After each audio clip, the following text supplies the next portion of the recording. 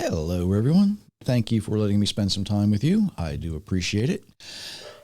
If Susie's barking at something, if you happen to be listening to the audio only, probably a good idea today because I just noticed my shirt looks a little wrinkly, but okay. I need to remind you to do all the like, share, subscribe things. Just a friendly reminder. And before I get too far, because I am going to be talking about what is in Inheriting Lies, the books are available at authorjerrymitchell.com, or you can go to givegod90.com and they'll be there. There's a link there too. Trust me, it's there. Now, as promised, I'm going to begin a series, and I don't like doing series, but it's the best way I know to do this. I thought about doing it live, and I'm like, that's not really fair to the people who might want to comment later. So recording it's probably my best option still. So, and it does come, what I'm going to talk about does come from Inheriting Lies. It comes from the chapter, Let the Heresy Trial Begin. Okay. Now, some of you are going to agree with some of the things I say, just like usual. Some of you are not, and that's okay. It's okay. Some of you might feel a little uneasy hearing what I'm going to say, and that's okay too. So it's all right. Just relax, just be calm. Some of you might get a little angry at some of the things that I say through this series. That's okay, as long as you understand why you're angry and what you're angry about. Right? You can be mad at me. That's fine. You can turn me off. That's fine. Doesn't matter. But I really hope that you will stick with it to the end and you'll understand why. Now, for those who have read Inheriting Lies, thank you very so much for doing so. I hope you're going to learn a little bit more as we go through this. And for those who haven't, it's okay.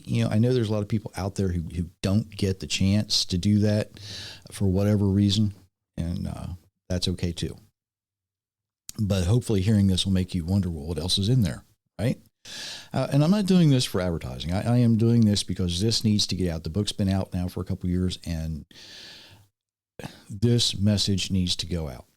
Now, because there's people who haven't read it, or who are new to listening or watching me, we need to get some basic fundamentals out of the way.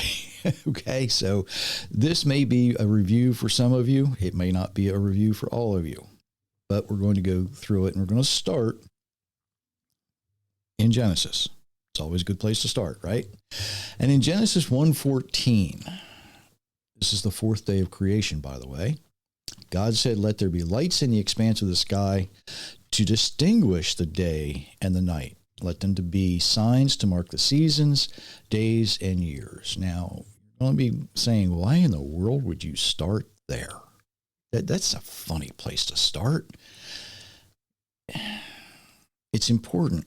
It's important because there's a word in this verse that you miss a lot of the meaning of if you're not familiar with Hebrew. Now, in this verse and in others, depending on your translation, let's just say, depending on your translation, it may be set time or set times. Depending on context, it has a lot to do with it, right? But it's typically going to be considered an appointed time.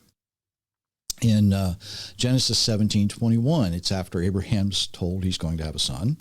"I will establish my covenant with Isaac, whom Sarah will bear to you this time next year." This time is appointed time, at this appointed time next year. Right? So we have a word that basically means we're going to have an appointed time.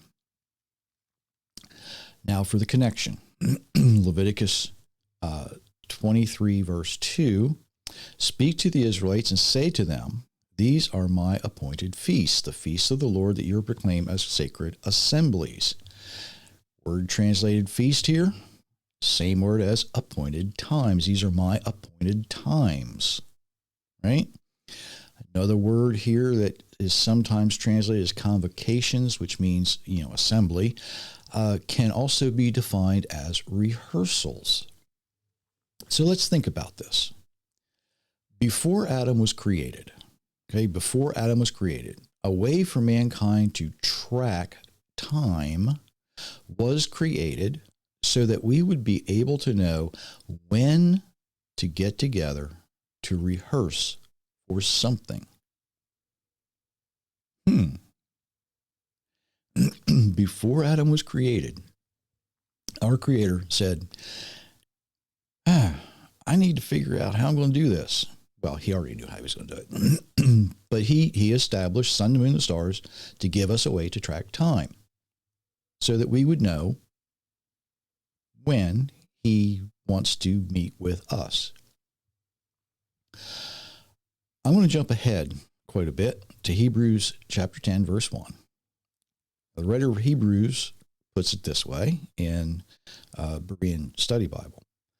For the law is only a shadow of the good things to come, not the realities themselves. It can never, by the same sacrifice offered year after year, make perfect those who draw near to worship. Now, I kind of like the way the International Children's Bible puts it a little bit better. I think it's easier to understand. The law has only an unclear picture of the good things to come in the future. It's not a perfect picture of the real thing. The people under the law offered the same sacrifices every year. These sacrifices can never make perfect those who come near to worship God. Now, a lot of times people are going to see the word sacrifice in here and they're going to say, it doesn't matter. Those things have been done away with. I don't need to be concerned with that. I just don't need to be concerned with it. Well, the verse itself basically tells us not to focus on the sacrifices, right? If we're not supposed to focus on the sacrifice, what are we supposed to focus on? The unclear or the shadow pictures, right? And we should ask ourselves, well, why are they so important? What's going on? What are they talking about here? Now, when we read the Old Testament carefully, we find there's a few references for things to be done over and over and over again.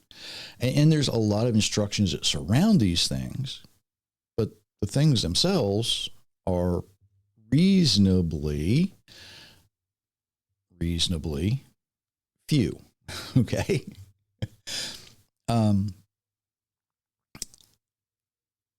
It's kind of like something we would see, if we're going to rehearse for something, if we're going to practice for something, right?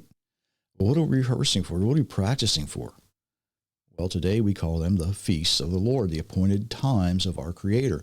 And for 2,000 years, Christians have considered these Jewish celebrations. Nowhere in the Bible will you find that these appointed times have been handed over to anyone. Our Creator retains ownership of these appointed times for himself. They belong to him. If someone says, well, it's only for the Jews, they would be wrong. Very, very wrong. They're not for the Jews. These appointed times that our Creator retains for ownership for himself are for our Creator. He allows us and he desires us to celebrate with him at the time of his choosing, not at the time of our choosing, not at the time of our convenience. These are not random dates penciled on a calendar page. These are the Creator's appointed times that are so important. Our calendar was designed to let us know when they are. It's that simple. You could go so far as to say that, the calendar was created around these appointed times. Bad part, we've corrupted them. We really have. Everybody. Everybody's guilty. Everybody's guilty. There's no innocent bystanders here. We've corrupted these times over the years. You know, I'll give you, for instance, Passover and the week of unleavened bread. We've combined them into one. And that only makes an already unclear picture even more unclear, right? If you take something fuzzy and then you know, if you have a fuzzy photograph and you crumple it up, it's even going to be more difficult to see. It's that simple, right? So I'm going to begin with Passover, the rehearsal of Passover, actually. And if you trust the God of Abraham, pay very, very close attention. It's not the meal that's important. It's not the meal that is the focus of Passover.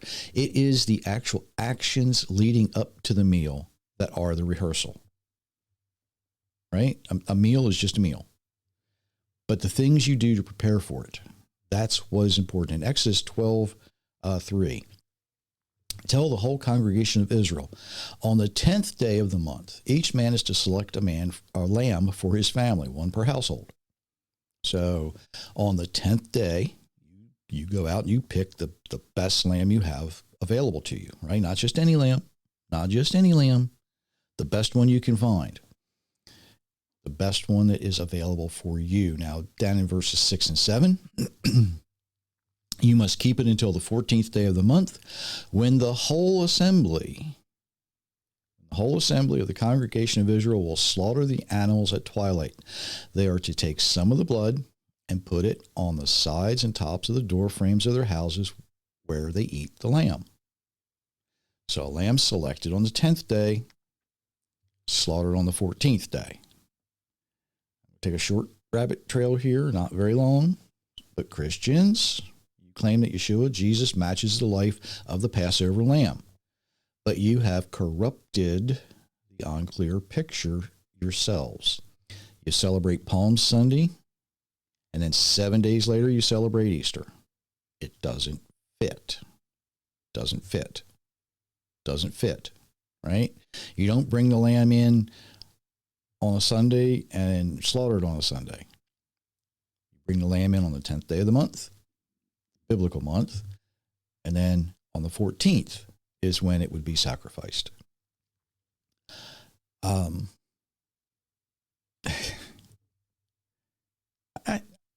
How can you hope to understand the Bible if you're willing to corrupt the word of the Creator? If you're not willing to do the things that He's telling you to do, you can't. There's no way to understand it. But moving on. Something you need to remember: the blood of a sacrifice is never wasted, ever. It is always used for something. It has a purpose, and you need to remember that. If you don't remember anything else, remember that the blood of a sacrifice is never, ever wasted. Now, the blood of the Passover lamb was used to place a mark or a sign on the doorposts of the homes of the faithful. If you didn't care, you didn't do it, right? If you weren't faithful to the God of Abraham, you're like, what are these people doing? They're nuts. I'm not doing that. Well, the blood of the Passover lamb is not used to cover the sins of the people inside the house. It's used as a sign on the outside, right? It's used as a sign on the outside of the house so that the Creator Himself, who will pass through the land, is going to be looking for that sign. He's going to be watching. He's going to look at these doors and see who's faithful, who's not, who's obedient, and who's not. Exodus 12:12, on that night I will pass through the land of Egypt and strike down every firstborn male, both man and beast. I will execute judgment against all the gods of Egypt. I am Jehovah. I know a lot of people who say, oh, the death angel passed through the land. No, it wasn't the death angel. You won't read it in that verse.